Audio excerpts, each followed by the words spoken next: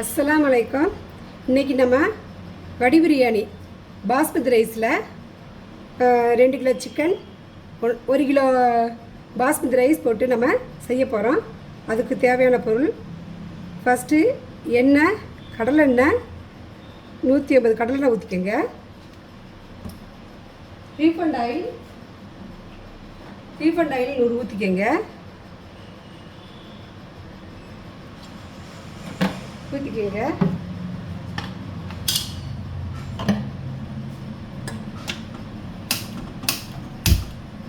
அடுப்பை பற்ற வச்சு எண்ணெய் லேசாக சூடு ஏறினோடனே இதில் 3 துண்டு பட்டை, 4 ஏலக்காய், 5 கிராம்பு, 2-3 மிளகு,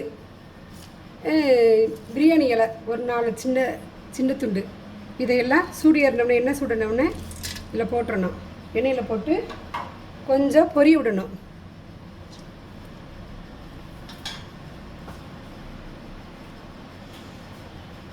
கொஞ்சம் சூடு ஏறினோடனே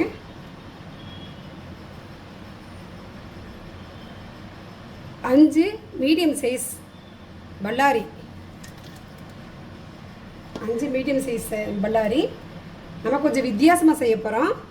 5 மீடியம் சைஸு பல்லாரி வெங்காயம் அது போட்டு அது நல்லா பதங்கினோடனே சின்ன வெங்காயம் 1 கப்பு அரைச்சி வச்சுருக்கோம்.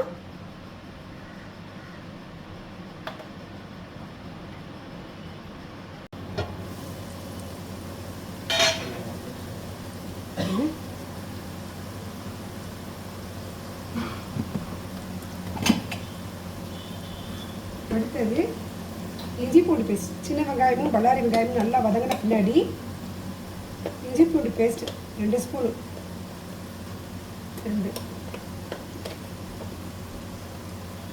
2 ஸ்பூன் போடுறோம். ஏற்கனவே நம்ம கறியில் லெமன்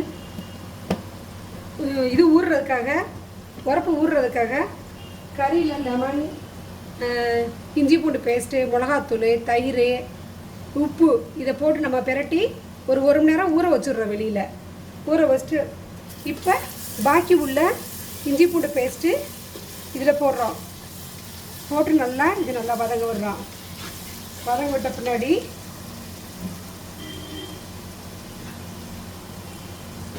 ஒரு 5 பச்சை மிளகா எடுத்து வச்ச 2 தக்காளி, பெரிய தக்காளியாக 2 தக்காளி, பெரிய சைஸ் தக்காளி 2 தக்காளி நல்லா இதில் போடணுமா. இது கொஞ்சம் பேஸ்ட் வர மாதிரி வதங்கிடுறோம். நம்ம வதக்கிறோம்.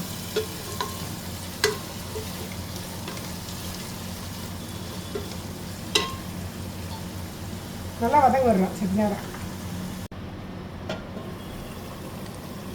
நல்லா தக்காளி, வெங்காயம், இஞ்சி பூண்டு பேஸ்ட் எல்லாம் வதங்கிடுச்சு.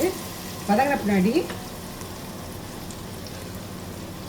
ஒரு கைப்பிடி கொத்தமல்லி,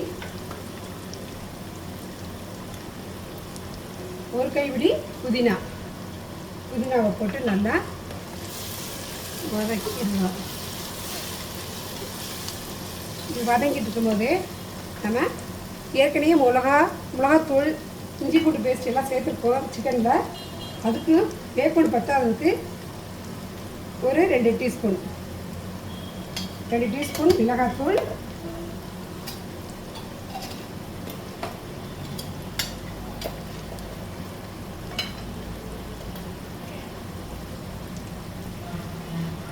ஒரு டீஸ்பூன் 1/2 டீஸ்பூன் பட்டாரம் தூள் ரெண்டையும் போட்டு நல்லா வதங்க விடுறோம். நல்லா வதங்க விட்டு அடுத்தது நம்ம சிக்கனில் தயிர், லெமன், இஞ்சி பூண்டு பேஸ்ட் எல்லாம் போட்ட அந்த சிக்கனை உள்ளே போடுறோம்.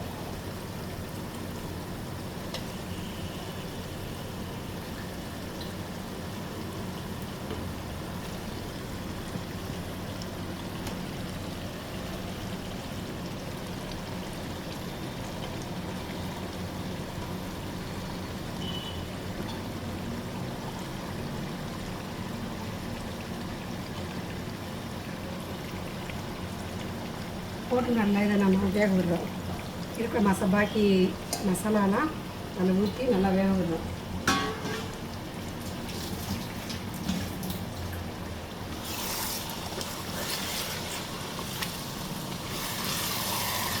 நல்லா அதை மிக்ஸ் பண்ணி நல்லா வேக விடுறோம்.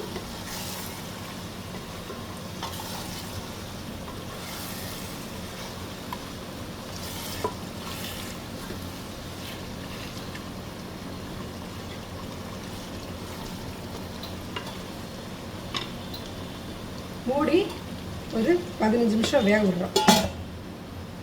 ஒரு பாத்திரத்தில் சுடுதண்ணி வச்சு 2 ஸ்பூன் 2.5 ஸ்பூனு உப்பு நல்லா சுருக்குன்னு இருக்க மாதிரி இது செஞ்சு அரிசியை பாஸ்மதி ரைஸ் 2 கொதிக்கும். ஒரு முக்கால்வாசி வேகிற மாதிரி வச்சு விட்றணும். வெந்ததுக்கு பின்னாடி நம்ம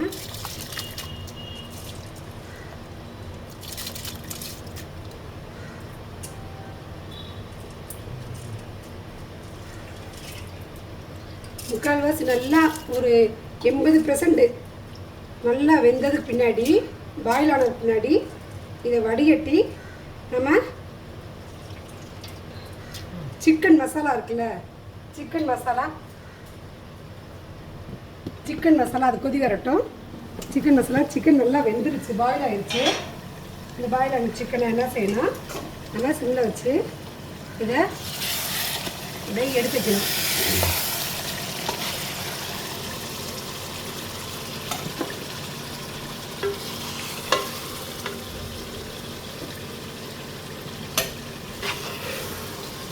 மசாலாவோட கொஞ்சம் எடுத்து வச்சிட்டோம்னா அரிசி பாயில் ஆகட்டும். பாயில் ஆன பின்னாடி அதை நம்ம வடிகட்டி இந்த மசாலாவில் இது பாதி அது பாதிமா நம்ம போட்டு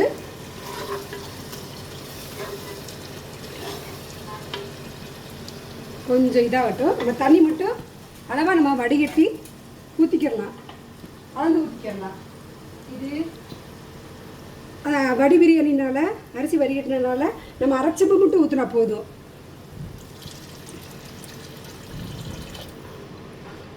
இதை சத்து நேரம் மூடி விட்டுலாம், கொதி வரட்டும்.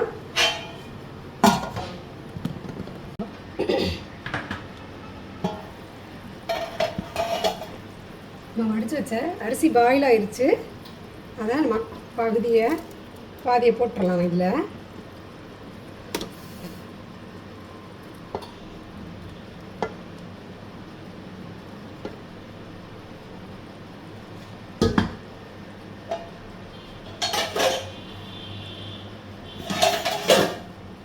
பாதி போட்டு பாதியில் நம்ம கறி இதெல்லாம் அந்த மசாலாவோடு சேர்த்து பாதி கறியை நம்ம எடுத்து இதில் வைக்கிறோம்.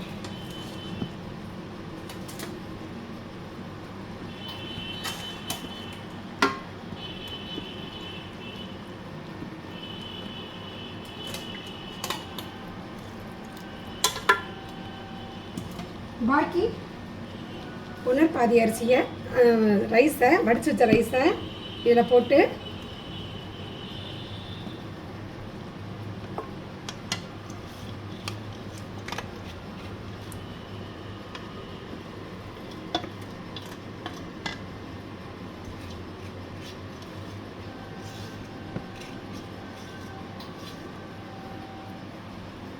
போட்டுறோம். பாக்கி உள்ள மசாலா கறியும் எடுத்து அப்படியே இது செய்கிறோம், எடுத்து போடுறோம்.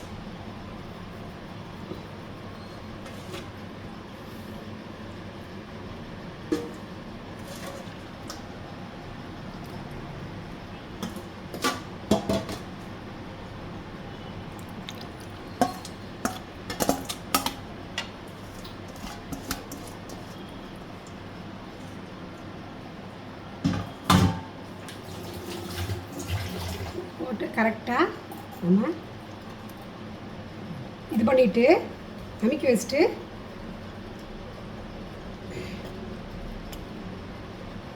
மீதி இருக்க கொத்தமல்லி இலையை லேசாக தூவிடலாம்.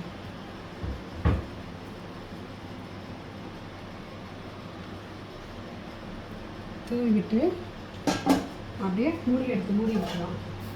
மூடி விட்டு ஒரு ஒரு தோசை கல்லை எடுத்து நம்ம அப்படியே தம் போடுறோம்.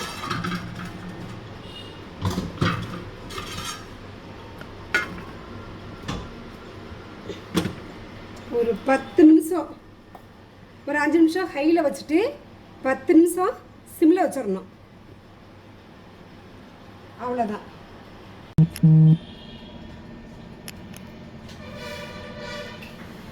சுவையான வடி பிரியாணி ரெடி.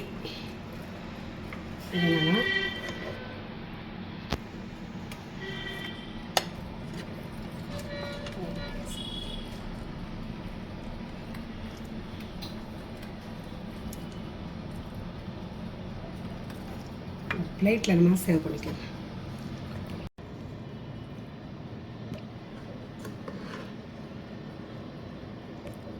சுவையான வடி பிரியாணி ரெடி. இப்போ நம்ம எடுத்து பிளேட்டில் வச்சு சேவ் பண்ணி சாப்பிடலாம்.